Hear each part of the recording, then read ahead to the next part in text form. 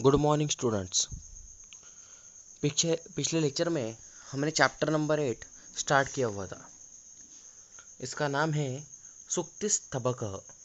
अष्टमः पाठः सूक्तिस्तबकः। मैंने आपको बताया था कि सूक्ति यानी सुभाषित। सुभाषित में क्या होता है? तो सुभाषित का अर्थ है सुवचन, सुविचार, गुड थॉट्स हम जिसे कहते हैं, वह होते हैं सुभाषित। सुभाषित यह संस्कृत की विशेषता है। इसमें कम शब्दों में ज़्यादा ज्ञान हमें मिलता है। जीवन के जो विषय होते हैं इनके ऊपर यह सुभाषित आधारित होते हैं। यह सूक्तिस्तबक में भी सुभाषित दिए हुए हैं। इनमें से पहले 3 सुभाषित हमने पिछले पीरियड में देखे हुए थे। उद्यमेन हि सिद्धन्ति कार्याणि न मनोरथैः न हि सुप्तस्य सिंहस्य प्रविशन्ति मुखे मृगाः। सेकेंड हमने देखा था पुस्तके पठितः पाठः जीवने नैव साधितः किं भवेत् तेन पाठेन जीवने यौन सार्थकः। तीसरा था प्रिय वाक्य प्रदानेन सर्वे तूषन्ति मानवः तस्मात् प्रियं हि वक्तव्यं वचने का दरिद्रता। इन सुभाषितों में हमें सीख दी हुई है सुभाषितकार ने कि परिश्रम करना चाहिए।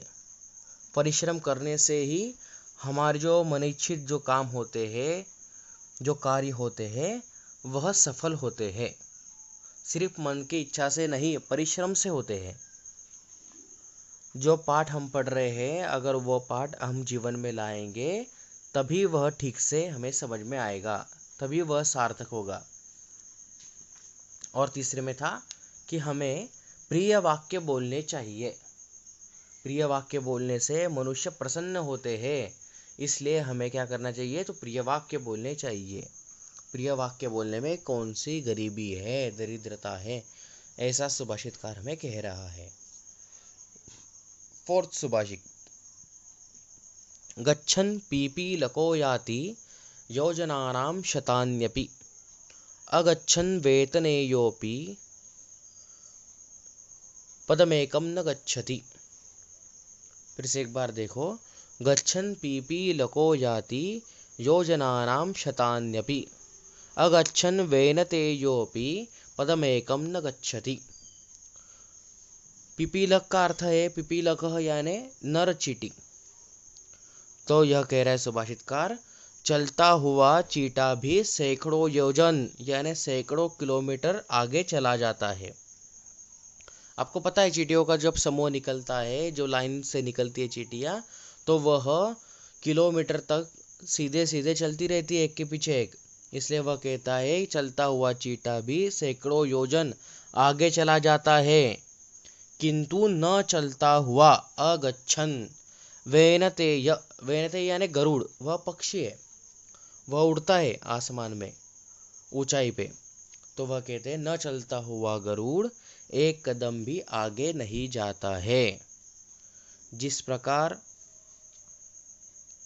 यहाँ पर तुलना की हुई है, देखो फिर से एक बार, चलता हुआ चींटा भी सैकड़ों योजन आगे चला जाता है, किंतु न चलता हुआ गरुड़ एक कदम भी आगे नहीं जाता, ऐसा कहा है। आगे वाला श्लोक देखो, काकः कृष्णः पीकः कृष्णः को भेदः पिककाकयोः। काकः कृष्णः पीकः कृष्णः को भेदः पिककाकयोः। वसंतसमये प्राप्ते काकः काकः पीकः पीकः। इसका अर्थ देखते। काकः का अर्थ है कौवा, पीकः का अर्थ है कोयल, कृष्ण यानी काला, उसका अर्थ है काक कृष्ण। कौवा भी काला होता है, पीक कृष्ण, और कोयल भी काला होता है। को भेद पिक काकयोः। फिर भला कोयल और कौवे में कौन सा अंतर है, कौन सा भेद है? वसंत समये प्राप्ते, उस बार इसके आंसर देते हुए सुभाषितकार कहता है सेकंड लाइन में, वसंत समये प्राप्ते। वसंत का समय आने पर काकह काकह पीकह पीकह।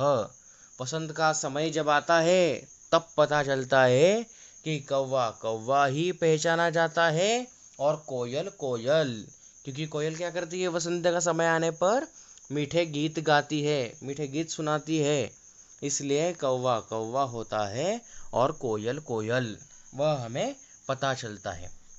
यानी रंग रूप अगर एक समान है फिर भी अपने बीच में जो गुण है वह गुण सबके क्या है अलग अलग है, एक दूसरे से क्या है अलग है, भिन्न है। यह यहाँ पर सुभाषितकार हमें बता रहा है। और चौथे श्लोक में सुभाषितकार बताता है कि हमें जिस प्रकार आदत होती है उसी प्रकार हम काम करते हैं। चींटियों को क्या होता है चलने की आदत होती है, उन्हें पंख नहीं है, उड़ नहीं सकते, इसलिए वह चलने की आदत होती है, इसलिए वह सैकड़ों योजन सैकड़ों किलोमीटर चलती जाती है। और गरुड़ गरुड़ पक्षी क्या करता है ऊंचाई पे उड़ता है, उसे पंख होते हैं बड़े बड़े, इसलिए वह उसे आदत ही नहीं होती चलने की, इसलिए वह क्या करता है एक कदम भी आगे नहीं चल सकता है। इसलिए जिस प्रकार हम जीवन में आदत डालेंगे उसी प्रकार हम काम करेंगे, इसलिए हमें अच्छी आदत होनी चाहिए, है ना, यह आपको ध्यान में रखना है। इन दोनों के आपको ट्रांसलेशन लिखने हैं और उसके बाद में आपको हार्ड वर्ड्स भी लिखने हैं।